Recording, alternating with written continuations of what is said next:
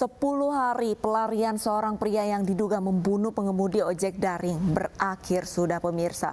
Pelaku yang merupakan residivis menganiaya korban hingga tewas tengah dalam pengaruh minuman keras.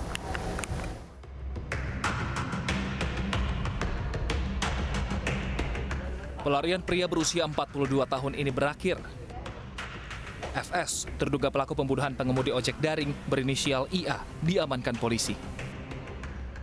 FS melarikan diri selama 10 hari setelah membunuh korban di Jalan Letjen Suprapto, Jakarta Pusat. Kasus itu bermula saat korban berkendara melewati lokasi tempat pelaku dan dua rekannya. Korban tak bisa melintas karena terhalang kendaraan pelaku. Antara korban dan pelaku sempat bertatap mata. Merasa terganggu, pelaku dalam pengaruh minuman keras menganiaya korban dengan senjata tajam hingga akhirnya tewas. Pelaku merupakan residivis kasus pengeroyokan tahun 2011 dan suka membawa senjata tajam. Karena pengaruh minuman dan juga emosi, ya, karena mungkin saling tatap yang diartikan berbeda oleh tersangka, tersangka langsung menusukkan dengan menggunakan senjata tajam yaitu sebuah pisau ke tubuh atau ke dada korban. Sehingga korban pada saat itu langsung terjatuh, kemudian oleh masyarakat sekitar dilarikan ke rumah sakit terdekat. Seorang pengemudi ojek daring tewas dengan luka tusuk di bagian dada di Jalan Letjen Suprapto, Kemayoran, Jakarta Pusat. Korban yang terjatuh di lokasi kejadian usai dianiaya sempat dibawa ke rumah sakit terdekat oleh warga. Namun nyawa korban tidak tertolong. Jasad korban sempat dievakuasi ke kamar jenazah RSCM untuk divisum. Seorang laki-laki di Palembang, Sumatera Selatan tewas karena luka senjata tajam. Korban dianiaya tetangganya sendiri karena dendam dituduh mencuri ponsel.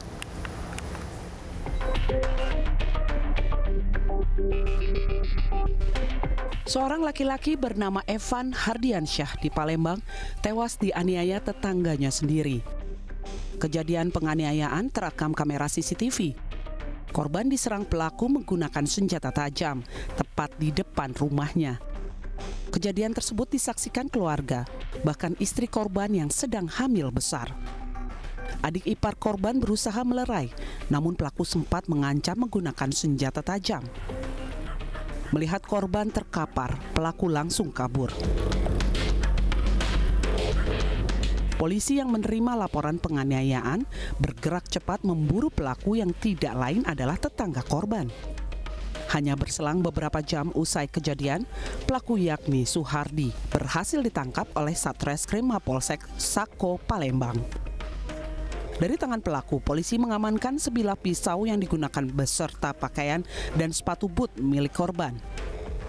Pelaku mengaku dirinya dendam terhadap korban karena dituduh mencuri handphone 5 tahun yang lalu. Ya kan memang bersenggolan itu. Kak, kalau boleh tahu dendamnya ini dendam apa nih Kak? Fitnah, Pak. Fitnah apa? Saya pernah difitnah maling HP. Oleh Pada si laki dan para keluarganya. kapan itu Kak? Sudah lama, sekitar 4-5 tahunan. Sementara menurut hasil penyelidikan, motif awal kejadian karena saling senggol dan keduanya terlibat cekcok hingga terjadi penusukan menggunakan senjata tajam. Motifnya awalnya mereka saling senggol, tapi memang sebelumnya mereka sudah ada dendam lama. 5 tahun yang lalu pernah ada permasalahan dan muncul kembali pada saat bertemu secara bersenggolan ya. Sehingga terjadilah insiden itu di terminal. Pelaku terancam pasal 351 ayat 3 KUHP dan pasal 338 KUHPI dengan ancaman hukuman minimal 7 tahun, maksimal 15 tahun penjara.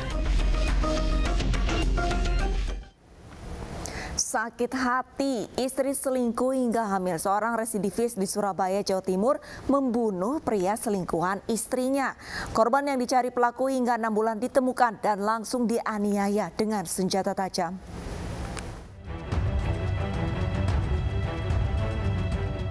Abdul Wahid, usia 25 tahun warga Sampang, Madura ini dibekuk jajaran Satreskrim Polres Pelabuhan Tanjung Perak, Surabaya usai menganiaya Abdul Halim hingga tewas. Penganiayaan terjadi di Jalan Stasiun Kota Surabaya dekat Polsek Pabean Cantikan, di mana korban kritis kemudian menghembuskan nafas terakhir di rumah sakit. Abdul Wahid ditangkap di rumahnya di Desa Kumis, Sampang, Madura 20 jam setelah kejadian. Di hadapan polisi, pelaku mengaku membunuh korban lantaran sakit hati. Pelaku yakin korban berselingkuh dengan istrinya saat dirinya sedang dipenjara. Sang istri hamil lalu melahirkan anak korban. Pelaku yang baru keluar penjara sejak 6 bulan lalu selalu mencari keberadaan korban yang bersembunyi. Sama istri saya dihamili. Oke, dihamili saat itu. Sama saya di penjara bulan 6 tanggal 16. Saya pulang di penjara, terus istri saya lahir bulan 12 tanggal 3. Oke, jadi istri sudah melahirkan tapi bukan anak dari bapak ya? Bukan. Untuk motif adalah sakit hati karena tersangka keluar dari tahanan yang sebelumnya tersangka merupakan pelaku 363. Begitu keluar dari tahanan didapati istrinya sudah hamil yang bukan dari tersangka. Untuk mempertanggungjawabkan perbuatannya, pelaku kini harus kembali mendekam di sel tahanan. Dirinya dijerat pasal penganiayaan berat dengan ancaman hukuman 15 tahun penjara. Sementara itu pemirsa, seorang guru sekolah dasar dibunuh tetangganya saat sedang memancing di kolam dekat sawah di Kabupaten Tanah Laut, Kalimantan Selatan. Pelaku menyimpan dendam karena korban tidak peduli saat dilarang memancing di sawah milik keluarganya.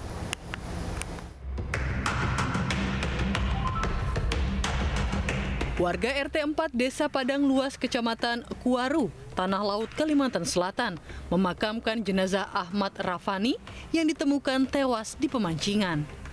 Guru SD ini dibunuh tetangganya menggunakan palu dan gergaji saat sedang memancing. Jasad korban ditemukan malam hari oleh temannya yang sudah janjian untuk memancing bersama. Sementara itu pelaku sempat mengamuk saat akan diamankan warga hingga melukai satu orang. Pelaku kemudian diserahkan ke Polsek Kurau. Dari hasil pemeriksaan, pelaku bernama Yusuf mengaku membunuh korban karena dendam lama. Korban tidak peduli meski sudah diperingatkan agar tidak memancing di kolam dekat sawah milik keluarganya.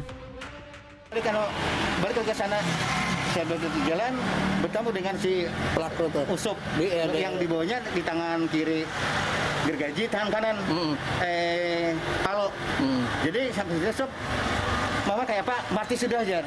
Jadi kan itu mengamuk lagi kan, ini iya jual jar, hantam-hantam. Jadi kan Yayan, Rani sama Junai kita lari ke sana. Jadi kan yang di apa, yang karena sabitan gergaji itu si Rani di tangan, cari dipukul di palu. Jadi habis itu kita ada lagi deh.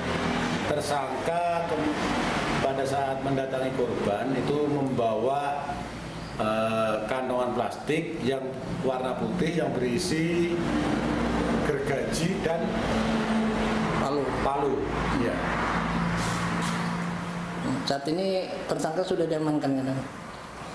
Karena situasi, ya pertimbangan situasi yang tidak memungkinkan, maka tersangka langsung kita amankan ke Polres Tanah Laut. Untuk keamanan, pelaku kini mendekam di sel tahanan Polres Tanah Laut dan terancam hukuman 15 tahun penjara. Tidak akur sejak lama hingga mendendam, seorang pekerja tambang timah di Bangka Barat, Bangka Belitung membunuh teman kerjanya. Pelaku mengubur jasad korban di lubang bekas galian timah untuk menghilangkan jejak.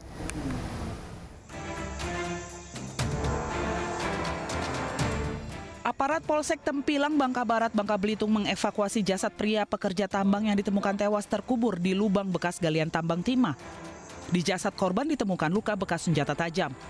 Lokasi penemuan jasad korban pembunuhan ini jauh dari keramaian dan terletak di tengah hutan lokasi tambang timah. Sebelumnya korban dilaporkan menghilang selama sepekan oleh istrinya. Dan dari hasil penyelidikan, polisi menangkap Sunardi alias Boyon di rumah kakaknya Desa Air Lintang, Tempilang, Bangka Barat. Di hadapan polisi, pelaku mengaku membunuh lantaran sejak berteman dengan korban dirinya tidak pernah akur hingga akhirnya mendendam. Pembunuhan ini bermula saat korban dan pelaku bertemu di pondok tempat peristirahatan pekerja tambang. Keduanya lalu berselisih paham yang berujung perkelahian. Pelaku yang membawa senjata tajam lalu menganiaya korban hingga tewas di lokasi kejadian.